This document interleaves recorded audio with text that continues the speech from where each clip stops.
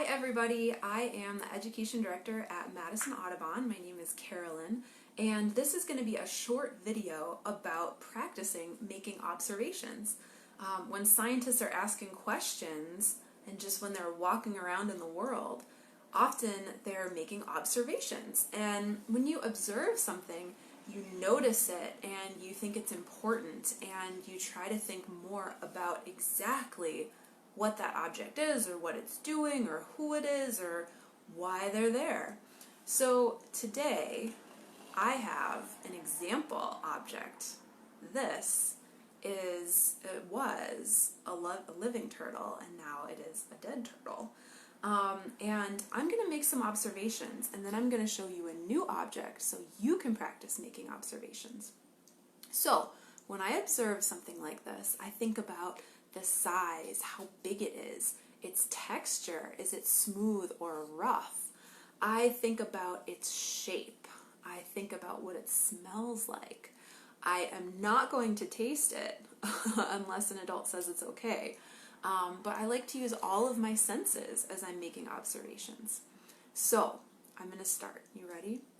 I observe that this turtle was pretty small. It's only about 2.5 inches long and maybe 2 inches wide. I observe that it is pretty smooth when I touch it. And I know you can't touch it, but it looks pretty smooth the way the light shines on it.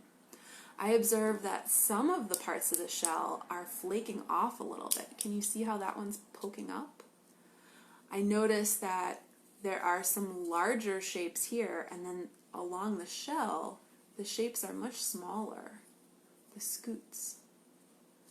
I observe that I can see the back leg here, and I can see the turtle's tail, but I can't see its head or its front legs. I observe that there are different colors on each side. This side is sort of an olivey green and sort of a brownish green in places, and the little lines are a light yellow color. And on this side, there's really cool patternings under the bottom, and this is a creamish color, and under here it's another grayish brown color, and there's also really striking patterns along the edge here. All of these observations.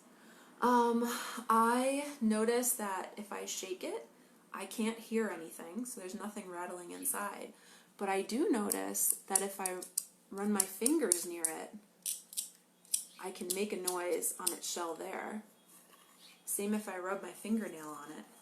Maybe you can hear that from my mic. What else do I notice? Should I smell it?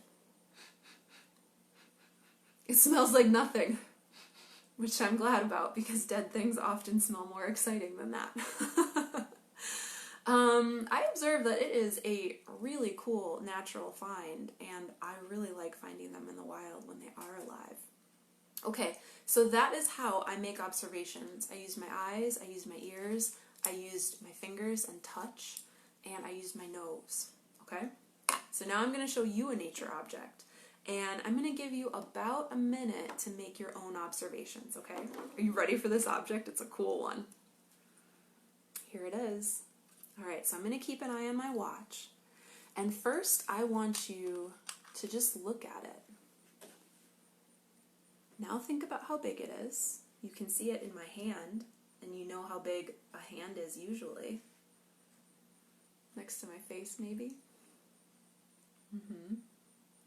I want you to think about if it is smooth or rough. And I'll move my finger along it so you can see.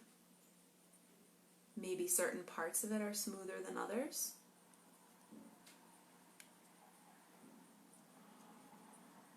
Look at the colors. Is it all the same color? Are there some slightly different colors on it?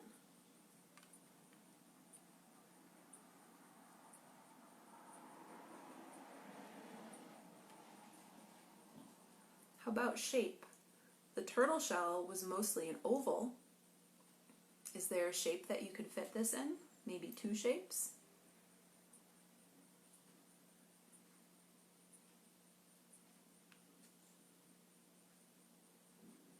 I'll open up the jaws so you can see inside. Maybe you could think of a guess about what sort of animal you think this is. I'll tell you at the end. Okay, it has been 1.5 minutes, and since you can't do it, do you want me to smell it? I'm gonna. This actually smells like nothing either. A lot of the skulls we have are pretty stinky near their nose because it's a little bit harder to clean out there. But I can't smell anything. Alright, so this animal, it does live in Wisconsin. It's not found in Madison. It's usually up in the Northwoods. I have seen one in Florida. They like wild places. They usually stay away from humans. And this is an animal that has a very short nose. And I actually live with an animal that has a very short nose that's related to this one.